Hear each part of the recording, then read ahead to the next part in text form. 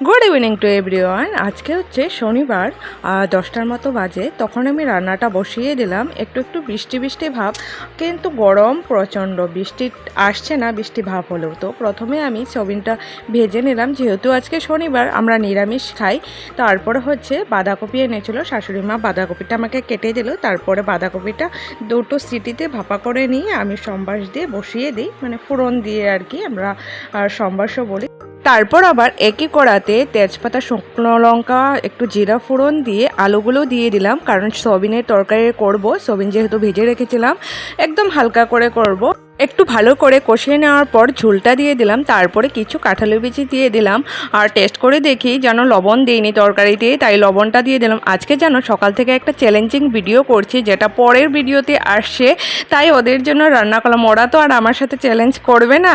তো আজকের ব্লগটা এখানেই শেষ করছি। টাটা।